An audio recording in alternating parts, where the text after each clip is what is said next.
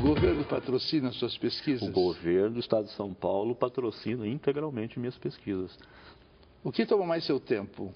Luzia ou a burocracia? Burocracia. 75% do meu tempo vai em burocracia. Não tem solução? Não tem solução, porque a Universidade Pública Brasileira não distingue entre o pesquisador padrão e o pesquisador empreendedor.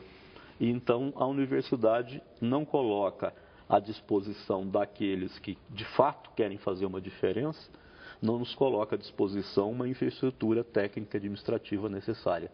75% do meu tempo vai em emitir cheque e pregar nota fiscal em papéis para fazer prestação de contas. Realmente, esse país é bárbaro, né? Então, vou fazer uma pergunta assim, muito fácil. Como é que está a educação no Brasil? Olha, eu dou aula para aquilo que é considerado a elite, né? E eu dou aula para pessoas de primeiro ano, que entraram na Universidade de São Paulo. Os meus alunos são semi-analfabetos.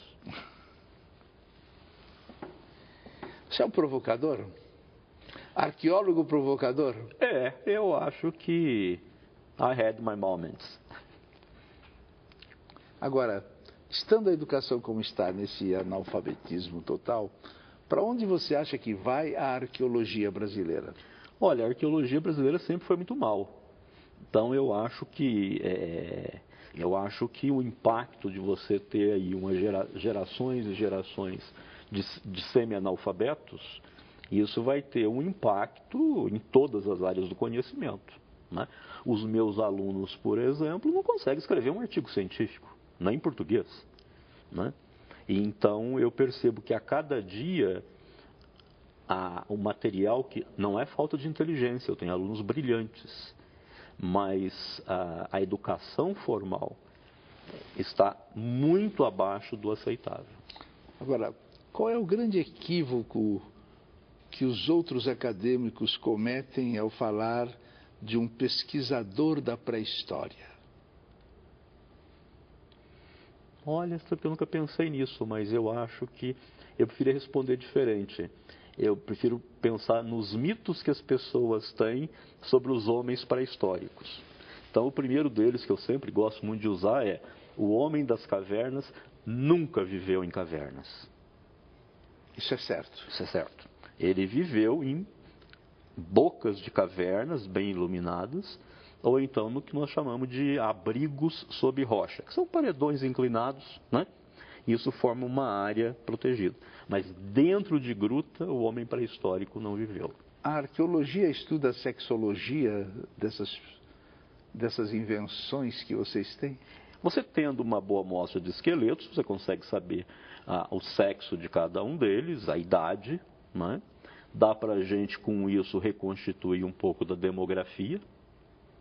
E dá também, você analisando a diversidade dos esqueletos femininos e dos esqueletos masculinos de um mesmo sítio, dependendo da diversidade, dá para saber se era a mulher que se deslocava para a aldeia do marido depois do casamento, ou se era o homem que se deslocava para a aldeia da mulher depois do casamento.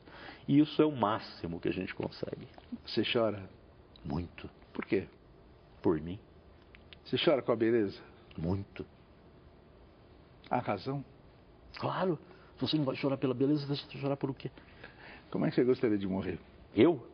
Aqui, assim, no meio da entrevista, fulminantemente. Você vai estar no hospital com aquele negócio aqui. Pelo amor de Deus, Você sonha ter os ossos enterrados por um arqueólogo no futuro? Não, eu quero ser cremado e as minhas cinzas sejam jogadas na Lagoa do Sumidouro, lá em Lagoa Santa.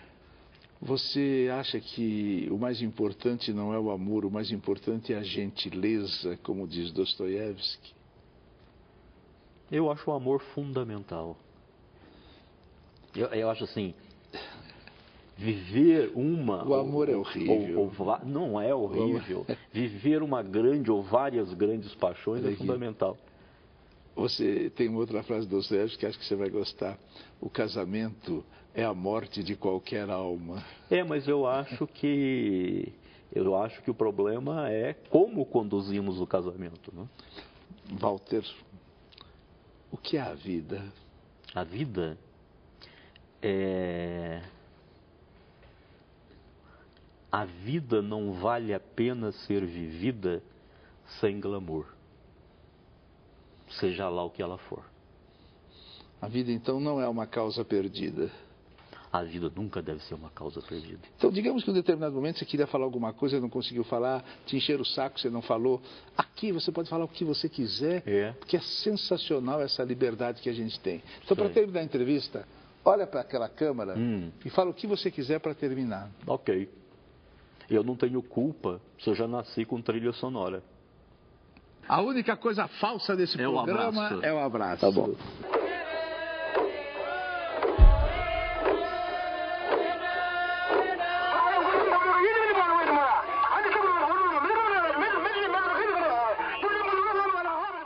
Sobre o super-homem.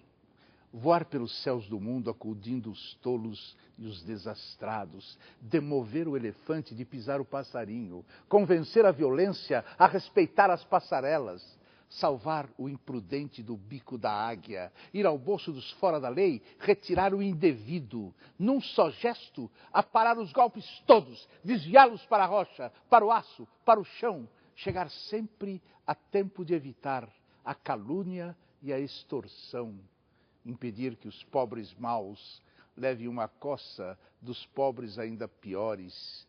Quem nunca desejou tal emprego, mesmo mal pago, sem contrato? Quem nunca ambicionou sequer, por uma hora, encarnar esse quixote voador, muito mais de acordo com a nossa completa mediocridade?